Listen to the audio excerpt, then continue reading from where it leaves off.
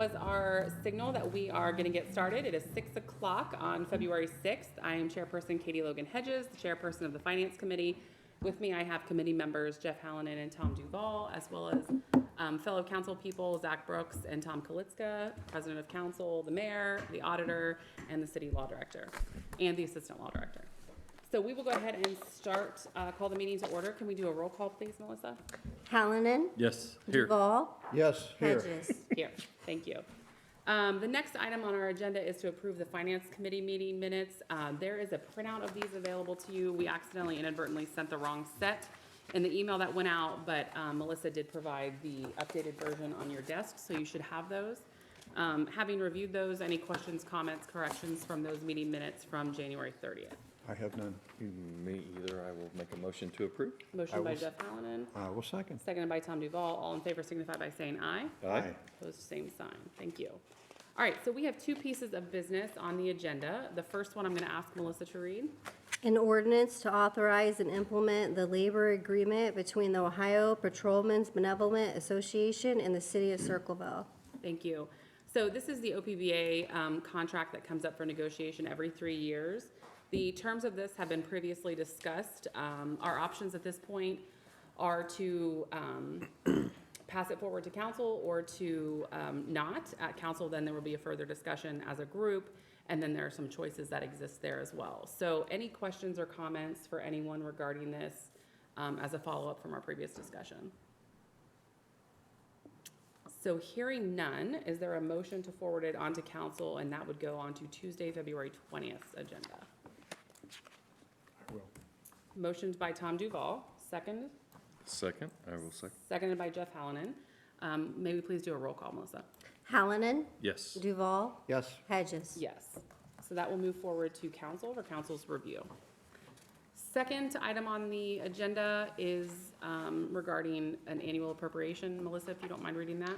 An ordinance amending the annual appropriation ordinance in the Municipal Court Special Docket Grant Fund 266 of the City of Circleville. Thank you. And so with us this evening to detail this a little bit further, we have Auditor Mark Bidwell. Thank you. So yeah, this is a pretty straightforward, what we have is the municipal court did not spend all their grant funds, so this is returning of the grant funds, and you have $34,014.33. We do need to appropriate that money to be able to send it to them. Questions or comments about that? Marquita may not be able to answer this, but obviously I hate to return grant money. Do we have any idea why it wasn't used, or? There was a lot of mitigating circumstances. I know staffing levels, from what I understand, weren't, they didn't quite get to the staffing level, which would have, taken most of the rest of that. And then what they're able to do with the funds is kind of limited, so they may have not been able to get that. I don't know the full story, but from the little I understand, I think that's the main cause. Okay, all right, thank you. So again, that is the total of $34,014.33 to be returned. Other further questions from the committee? Nope, being housekeeping, I'll make a motion to. Just real fast, any questions from Okay. other council members? Zach, you looked like you had a question. I just want to make sure. Jeff Hallinan, sorry. That's all right. Make a motion to forward this to council, the next council meeting on the 20th, Okay, I would second. with recommendations for passage. perfect. And seconded by Tom Duval. And Melissa, if you don't mind, if we could do another roll call? Duval. Yes, Hallinan. Yes. Hedges. Yes, thank you.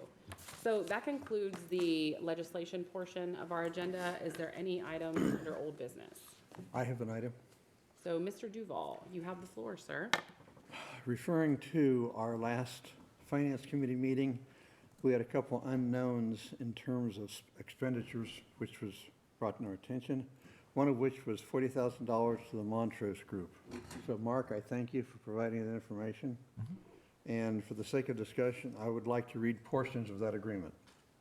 It is dated November 12th, and it's, Dear Mayor McElroy, at your request, the Montrose Group is pleased to present Circleville with an agreement for lobbying consulting services. And those requirements are those itemized issues that will be addressed as follows. The city asked Montrose to develop this proposal to lobby for state government funding that would include the development of a state funding capital budget and community investment funding plan, to outline what can be funded by the state capital and community improvement fund, development of funding applications for the Columbus Partnership, and targeted and relevant state legislators, creation of a one-page policy brief for use with the advocacy meetings, and development a model letter of support for the city to use to illustrate community support for the state funding requests, and development and participation in advocacy briefings with key business and state government leaders to advocate for the city eligible state capital budget and community investment fund projects. And then following that, the city will pay Montrose a fee of $40,000 payable in 6 installments over a 6-month period with reasonable and pre-approved expenses associated with the project to be added. The reason I raise this question is I have a friend, Joe. And Joe loves to say to me, Duval, what are you spending money at council this time for? So I'm applying the Joe question here. So what can I find that's a deliverable here? What's a verifiable deliverable? And the only thing I can find is a one-page policy brief and a model letter of support, which means those are each worth about $20,000 per document. Yeah. The other question I raise is, why are we in capital city legislator competing with Cleveland, Columbus, Cincinnati, who have major lobbying, funding? So for all those reasons, I guess I would suggest as an agenda item for our committee that we look at spending within the city of Circleville, creating guidelines and caps for this year. And I'd ask to put that on an agenda for our continuing efforts. Thank you. So for a little bit of background, this came up, I believe last week, under a housekeeping ordinance. This was the paying of a contract that was a carryover from the previous administration into this year. It did pass through council, as obviously it was a contract that was made by a previous administration, and this was just the funding arm of it. When we had that discussion, I believe Mayor Blanton, as well as City Law Director Kendra Kinney, had said that this was something that you both were open to discussing in terms of caps and regulations and guidelines, and was something that was kind of on your radar. So with that understanding, I'm happy to add it as an agenda item, but if you guys have further discussion, you want to say for today?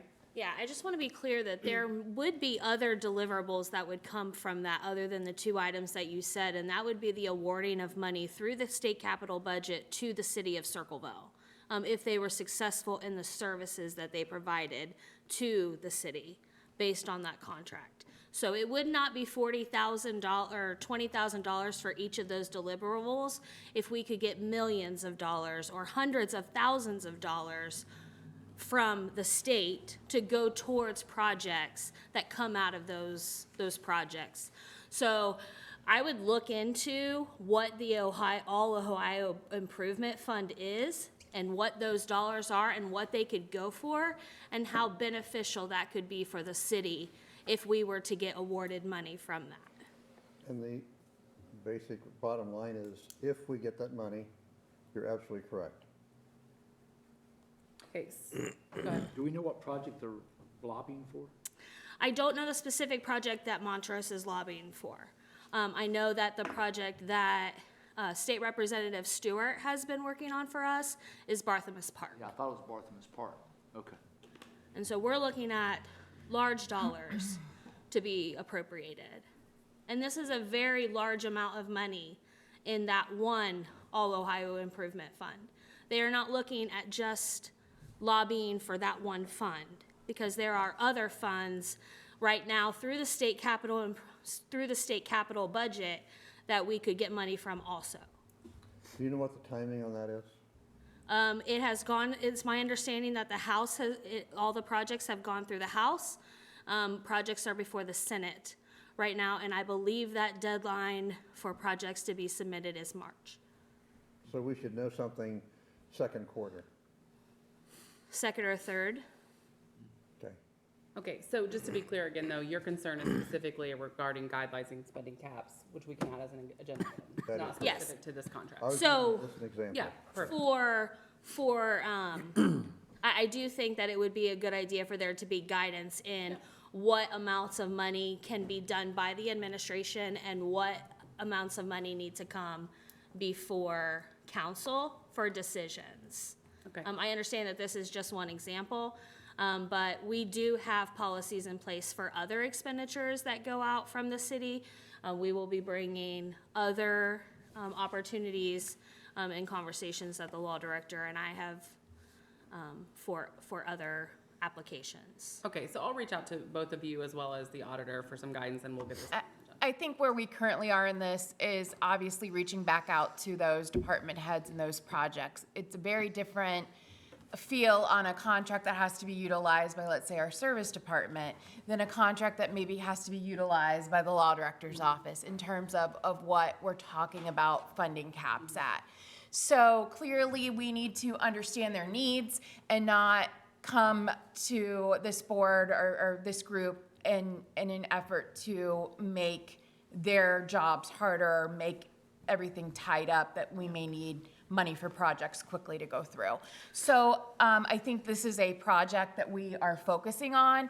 It's just trying to get us to a point where we can understand the whole needs of every department, and then how do we funnel that into clear rules, regulations that we can present later to you. See, and I think your point's well taken.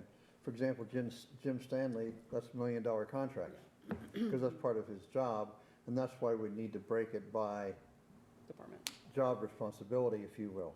Yeah, and I agree with that. There are certain things that need to be privy to just that department. Obviously, my legal department's going to have certain things that are more confidential than the service department, but they're gonna need to have some bigger spending power than what, you know, the average department may need due to the fact that we need to they have lots of things to cover, lots of expensive things to cover, and to have that ability to go ahead and execute those documents and those contracts without delay.